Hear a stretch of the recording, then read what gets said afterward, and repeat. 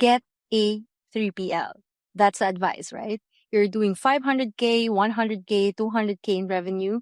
You're packing boxes in your garage or your spare bedroom, and everyone tells you, you need to scale, get a 3PL.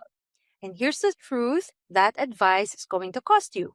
I've watched founders sign 3PL contracts at 150K in revenue and get trapped in minimums they couldn't meet, locked into processes that didn't fit their business, bleeding cash on a scalable solution before they had anything worth scaling. This is mistake number one of 12 supply chain mistakes that founders start in pre-revenue. Mistakes that seem smart, that everyone tells you to make, that plant the seeds of problems you won't feel until you're 10x bigger. Planted at 30K, painful at 3 million. Welcome to season 1. Let's talk about why you don't need a 3PL yet. You're listening to Supply Chain Moves, the podcast where I tell DTC founders what they actually need to hear about operations, not what sounds good. I'm Lara. I've spent 17 years in supply chain, from enterprise operations to helping hundreds of DTC brands figure out what actually works at their stage. This is season 1, 12 supply chain mistakes you start in pre-revenue. Episode 1, you don't need a 3PL yet. Planted at 30K, painful at 3Ms. Let's go. Before we dive into mistake number 1, let me tell you what this season is about, because this isn't a random collections of tips. This is a system. So if you're here probably doing somewhere between 0 and 500K in revenue, maybe pre-launch, maybe you just hit your first 10K month, maybe you're grinding toward 100K. And if you're like most founders at this stage, you are drowning in advice. Get a 3PL, build a forecasting model, negotiate your MOQs, optimize your landed costs. Everyone has opinion, especially if you're following so many DTC experts in social media. Here's what I want you to know. Most of that advice is wrong for you. Not wrong in general, wrong for your stage. See, most supply chain advice comes from people who work with 10 million, 20 million, 50 million brands. Great advice for those brands. But when you're at 100K trying to apply 10 million playbooks, you don't get efficient operations. You get expensive mistakes that compound over time. Over the next 12 weeks, I'm covering 12 of these mistakes, one per episode. And today we're starting with the biggest one, the one I see more than any other: signing up a 3PL before you're ready. So let me paint the picture. You're a founder. You're doing 100K, 150K, maybe 200K in revenue. Things are working. Orders are coming in and you're packing every single box yourself, or you and your partner, or you and the one overworked assistant.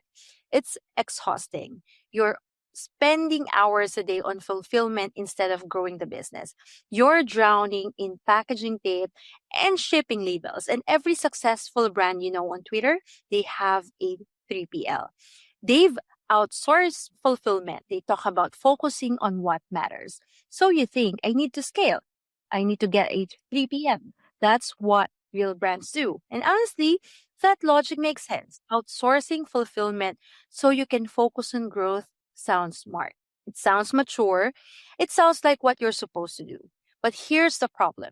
A 3PL at your stage isn't scaling. It's a trap. And let me explain why. Trap number 1, minimums. Most 3PLs have minimum order requirements or minimum monthly fees. Could be 500 orders a month, could be $2,000 per month, regardless of volume. And when you're doing 200 orders a month, you're paying for capacity you're not using. That's cash, your most precious resource at this stage, going out the door for nothing. Trap number 2, lock in. 3PL typically have terms: 6 months, a year, sometimes longer. And here's what nobody tells you. At your stage, your business is going to change a lot.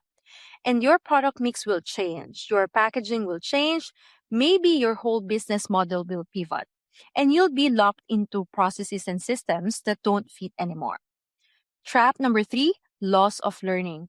This is the sneaky one. When you're packing your own orders, you learn things. You see which products get returned. You notice packaging issues. You understand your fulfillment costs down to the penny.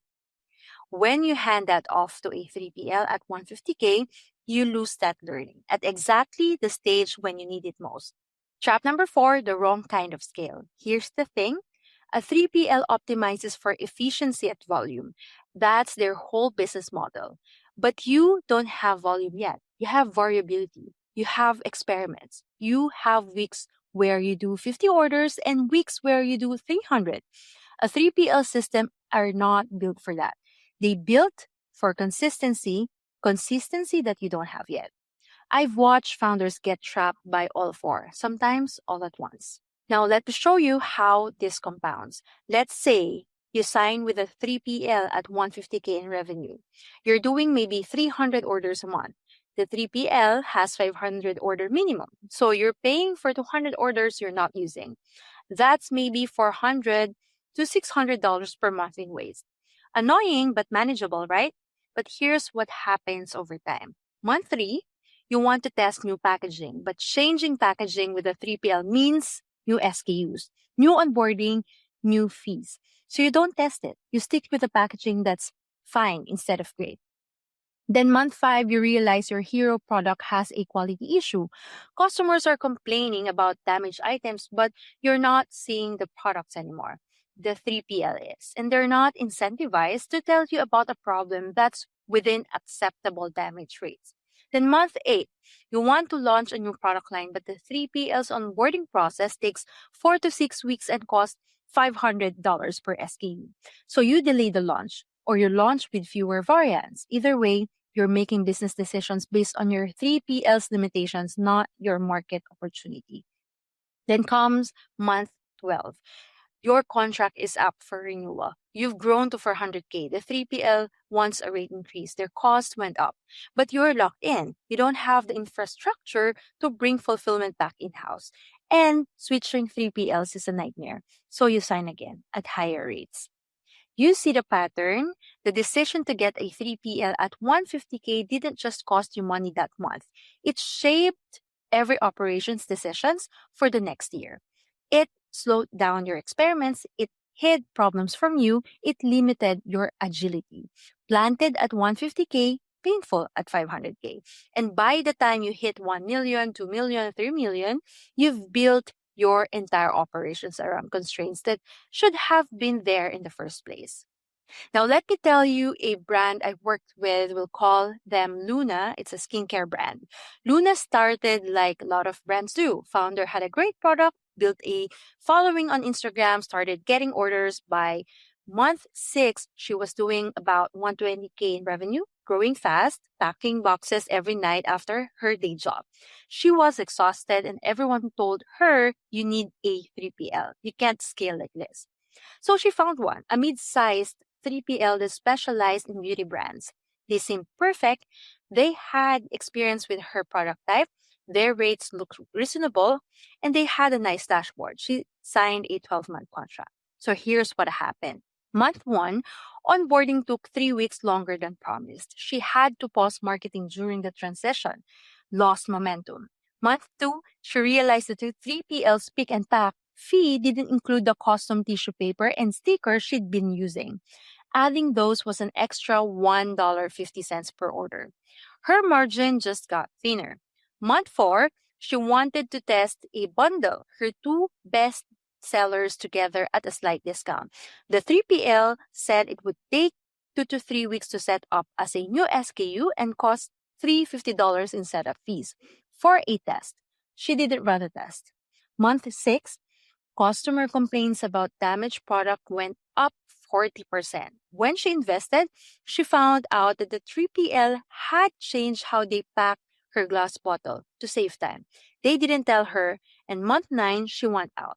But the contract had a termination fee equal to 6 months of minimums, and she'd have to figure out how to transition inventory and fulfillment while still shipping orders. She couldn't afford the disruption. Then month 12, she renewed, not because she was happy, because she was stuck. When I met Luna's founder, she was at 800K in revenue and miserable. She'd grown the business, but she felt like she'd lost control of it. Every operations decisions went through the 3PL. She couldn't experiment. She couldn't move fast. She was paying premium rates for scale she'd outgrown. We eventually helped her transition to a different setup, one that actually fit her stage, but it took months and cost money, all because of a decision she made at 120K that seemed smart at that time. Planted at 120K, painful at 800K.